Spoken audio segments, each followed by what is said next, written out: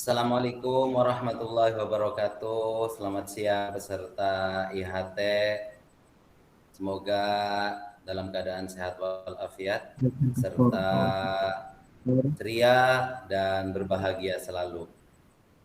Para peserta diklat yang saya hormati, sebelum kita memulai masuk ke materi yang akan kita bahas dalam kesempatan kali ini, sebelumnya marilah kita bersama-sama berdoa kepada Allah Subhanahu wa taala, menundukkan hati kita sejenak untuk bersama-sama, khususnya untuk diri kita semua yang hadir di kesempatan meeting kali ini dan umumnya untuk bangsa dan negara kita yang saat ini masih dilanda pandemi COVID-19. Berdoa mulai.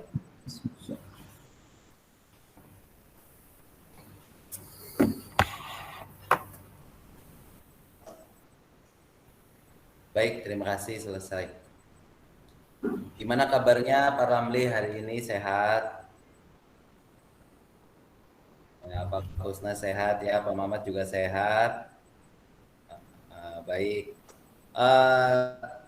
Para peserta di IHT pada kesempatan kali ini, izinkan saya sebelum masuk ke materi inti, yaitu ingin mengajak para peserta untuk merefleksikan diri, ya, untuk bersama-sama memberikan pengetahuannya terkait dengan pembelajaran paradigma baru, yaitu dengan pendidikan yang merdeka. Boleh nanti masukannya dari peserta satu persatu, ya, sambil saya Ramli sama Pak Mamat. Sebentar, saya tampilkan slide-nya dulu ya. Share, oke. Ya. Ya, boleh. Boleh menyampaikan dari Pak Kusna dulu. Silakan Pak Kusna, terkait dengan pembelajaran dengan paradigma baru, yaitu pendidikan yang memerdekakan. Boleh disampaikan?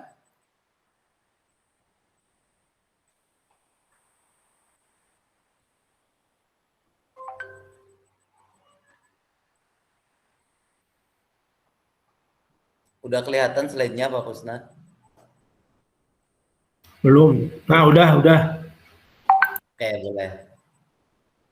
Boleh menyampaikan gagasannya tentang pembelajaran dan paradigma baru, Pak Kusna. Pembelajaran dengan paradigma baru diorganisir berdasarkan dasar kurikulum dan seluruh kurikulum yang disesuaikan untuk mencapai profil pelajar Pancasila. Artinya kerangka dasar kurikulum dan struktur kurikulum itu berpusat kepada peserta didik, Pak. Itu saja. Ya.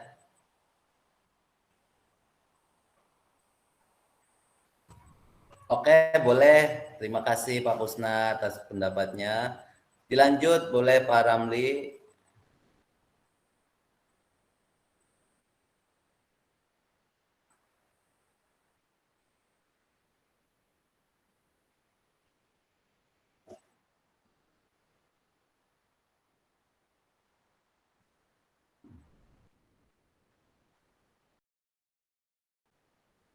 Baik. Ya.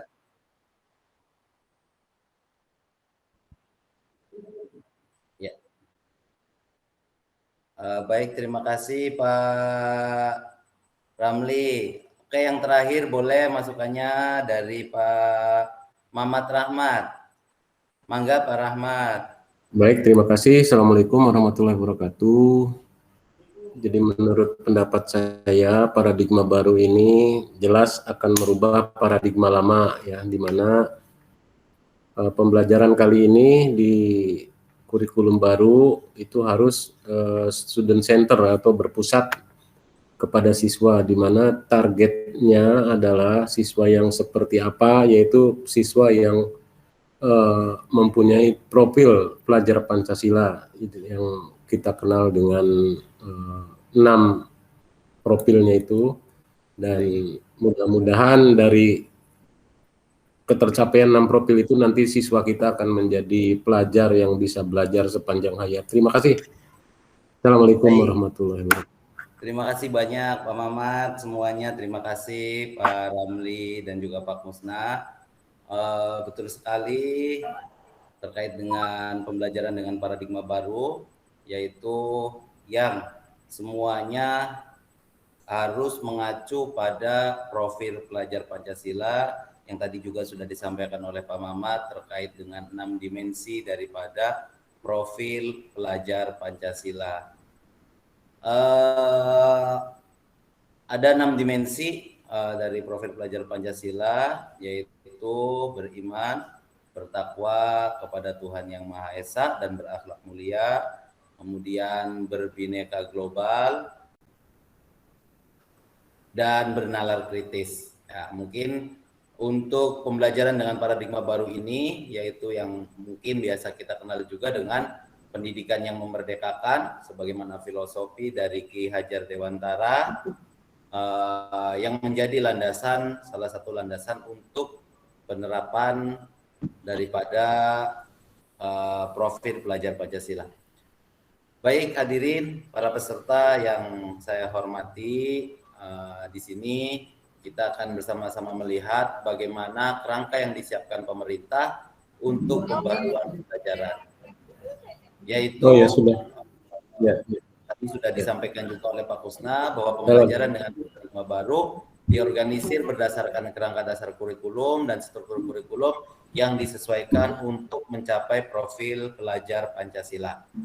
Nah, di sini sebagai pendahuluan saja dulu bahwa apa yang diharapkan dari pelatihan unit modul kerangka kurikulum ini. Pertama, kami berharap peserta dapat menggunakan materi yang dipelajari untuk memahami dasar pembelajaran dengan paradigma baru di sekolah penggerak dan SMK Pusat Keunggulan. Jadi harapannya setelah mempelajari modul ini, kita akan bersama-sama untuk bisa menerapkan materi ini di sekolah kita dengan metode dan model pembelajaran menggunakan model yang baru gitu. Di mana kerangka kurikulum tersebut disesuaikan untuk mencapai profil pelajar Pancasila. Jadi kembali lagi acuan dasarnya semuanya akan merujuk pada profil pelajar Pancasila yang ada 6 dimensi itu. Serta peran dan fungsi pemangku kepentingan dari tingkat pusat sampai satuan pendidikan dalam menciptakan pembelajaran dan asesmen yang berpusat pada murid. Jadi students pertama, dari kerangka dasar kurikulum, diharapkan peserta dapat memahami pentingnya menyesuaikan kurikulum dalam upaya pembaharuan pembelajaran. Kemudian profil pelajar Pancasila, peserta dapat menjelaskan apa yang dimaksud dengan profil pelajar Pancasila, bisa menjelaskan dimensi-dimensi profil pelajar Pancasila, serta mampu menjelaskan kegunaan profil pelajar Pancasila. Nah, kemudian terkait dengan struktur kurikulum, diharapkan peserta dapat mengetahui struktur kurikulum sekolah, sekolah penggerak, dan SMK Pusat Keunggulan. Dan terakhir, diharapkan peserta dapat menjelaskan fungsi dari prinsip pembelajaran dan asesmen. Dapat menjelaskan apa saja prinsip-prinsip pembelajaran, dapat menjelaskan apa saja prinsip-prinsip asesmen, serta dapat menjelaskan keterkaitan prinsip pembelajaran dan asesmen. Itu. Kerangka dasar kurikulum. Bahwa kerangka dasar kurikulum ini untuk meningkatkan kualitas pendidikan sehingga dibutuhkan penyesuaian kurikulum dan pelajaran. Maka di tahun 2021 ini akan dicoba dengan penerapan pendidikan yang memerdekakan atau pembelajaran dengan paradigma baru. Kemudian kurikulum ini bersifat dinamis sehingga harus selalu dikembangkan seiring dengan kebutuhan perkembangan zaman, sehingga perlu pembelajaran dengan paradigma baru. Jadi karena perkembangan zaman yang sudah terus setiap waktu mengalami perubahan, sehingga kita pun harus adaptif dengan perubahan-perubahan tersebut. Kemudian maka dilakukan penyesuaian pengorganisasian pembelajaran di sekolah penggerak dan SMK pusat keunggulan. Salah satu upaya untuk pembaruan pembelajaran tersebut yaitu dengan cara mengatur pembagian kewenangan. Nah, ini kita akan coba pembagian kewenangan tersebut kita lihat bersama-sama. Nah, kewenangan pusat dan satuan pendidikan kita coba lihat di sini. Pemerintah pusat memiliki kewenangan untuk menetapkan satu struktur kurikulum. Nah, jadi struktur kurikulum tersebut sudah ditetapkan oleh pemerintah untuk dijadikan acuan oleh satuan pendidikan. Yang kedua, profil pelajar Pancasila. Ini juga sudah ditetapkan oleh pemerintah sehingga kita pun dalam setiap hal dalam pengembangan pendidikan di satuan pendidikan juga harus merujuk kepada profil pelajar Pancasila. Kemudian yang ketiga yaitu capaian pembelajaran, yang mana standarisasinya juga dibuat oleh pemerintah, namun masih harus terus dikembangkan oleh satuan pendidikan sesuai dengan karakteristik satuan pendidikan tersebut. Kemudian yang keempat, prinsip pembelajaran dan asesmen. Ini dibuat oleh pemerintah untuk dijadikan landasan oleh satuan pendidikan. Di sini dijelaskan juga setiap satuan pendidikan memiliki kewenangan untuk menyusun visi, misi, dan tujuan sekolah, kebijakan sekolah terkait kurikulum, pembelajaran, dan asesmen, serta mengembangkan kurikulum operasional yang menjadi kebijakan tentang pembelajaran di tingkat satuan pendidikan. Nah, ini yang tadi sudah dijelaskan oleh Pak Kusna sesuai dengan materinya. Di sini kita bisa lihat di mana kewenangan-kewenangan yang menjadi kebijakan pemerintah dan di mana kewenangan pihak satuan pendidikan. Jadi kerangka kurikulum itu ditetapkan oleh pemerintah pusat dengan mengacu pada tujuan pendidikan nasional dan standar nasional pendidikan. Standar-standar mengacu kepada tujuan pendidikan nasional dengan mengacu kepada profil pelajar Pancasila. Kemudian juga standar nasional pendidikan atau SNP, ya, dari mulai standar kompetensi lulusan, standar isi, standar proses, standar penilaian, dan seterusnya.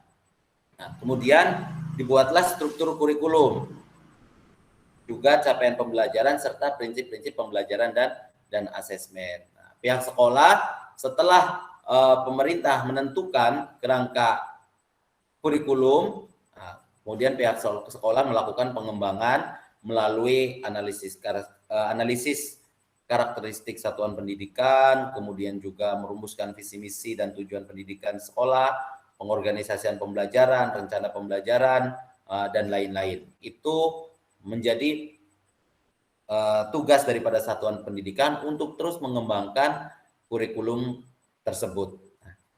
Jadi ini gambaran singkatnya para peserta IHT pada kesempatan kali ini, mudah-mudahan bisa dipahami dan mudah untuk dimengerti.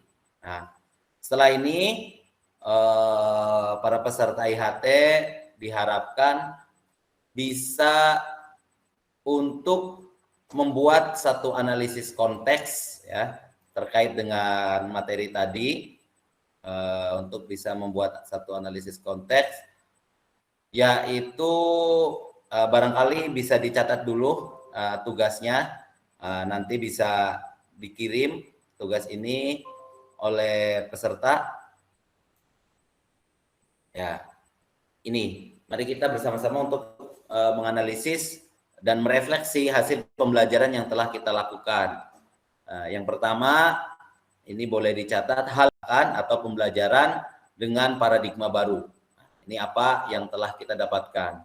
Kemudian yang kedua, hal-hal yang menjadi kekuatan dalam menumbuhkan pendidikan yang memerdekakan di sekolah. Nah, ini boleh dicatat. Jadi hal yang menjadi kekuatan dalam menumbuhkan pendidikan yang memerdekakan di sekolah. Kemudian yang ketiga, implikasi dari filosofi pendidikan Ki Hajar Dewantara. Apa implikasinya? Nah, di pelajaran sebelumnya ini sudah dijelaskan. Kemudian yang keempat, ada beberapa hal yang dapat dikembangkan untuk bisa menumbuhkan pendidikan yang memerdekakan di sekolah. Jadi hal-hal apa saja yang bisa dikembangkan selain daripada tadi yang telah ditetapkan oleh pemerintah. Kemudian yang terakhir, catat, yang menjadi tantangan dalam menumbuhkan pendidikan yang memerdekakan. Jadi tantangan apa saja yang menjadi kendala atau hambatan untuk menumbuhkan pendidikan yang memerdekakan. Tentunya setiap program yang kita rencanakan pasti akan ada hambatannya. Nah, paling tidak kita bisa meminimalisirnya dengan cara ya kita harus bisa menyebutkan dulu atau kita menganalisis dulu apa yang menjadi tantangannya. Mungkin itu 5 tugas yang untuk kita analisis. Tugas ini silakan nanti bisa diupload di LMS atau bisa dikirim dulu melalui via WhatsApp. Mungkin itu pemaparan sekaligus penugasan LK yang bisa saya sampaikan dalam kesempatan yang berbahagia ini. Oke, sebelum untuk ya kita ini dulu, ice breaking dulu. Boleh. Ada beberapa gerakan teman-teman. Pertama, gerakan tangan kita begini ya. Kanan, kiri. Kanan, kiri, puter-puter ya, supaya ada peregangan. Jadi kanan, kiri, puter-puter. Siap ya? Siap. Oke, kalau siap boleh kita ikut ininya, tutornya. Ya, sebentar kita tayangkan slide-nya. Iya. Kelihatan, Pak?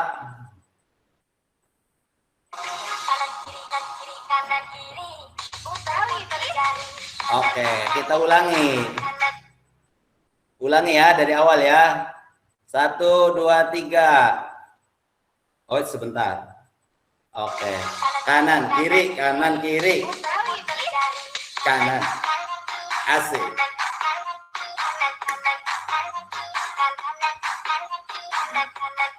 Ayo, semangat.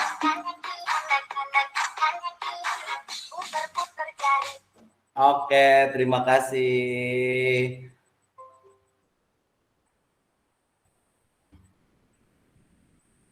Terima kasih. Mudah-mudahan bisa memotivasi kita semua. Baik, mungkin sebelum ditutup ada yang mau menyimpulkan? Barangkali dari Pak Kusna atau Pak Ramli atau Pak Mamat? Yang lain dulu lah, Pak. Yang lain dulu. Oh, yang lain dulu, boleh. Pak Ramli mau menyimpulkan atau Pak Kusna mau menyimpulkan? Oh, jelas. Terima kasih. Baik. Mudah-mudahan sebelum ditutup kita semua bisa melaksanakan tugas ini dengan baik ya. Jangan lupa tugasnya dikerjakan dan jangan lupa diupload dan dikirimkan. Sedikit saja pendidikan yang memerdekakan ini tentunya adalah ikhtiar kita untuk terus meningkatkan pendidikan di Indonesia agar bangsa kita, negara kita ini bisa menjadi negara yang bermartabat, makmur, sejahtera, dan tentunya merdeka, terus merdeka sampai akhir zaman. Mungkin itu saja, mari kita tutup kegiatan YHT pada kesempatan yang berbahagia ini dengan bersama-sama membaca hamdalah. Alhamdulillah.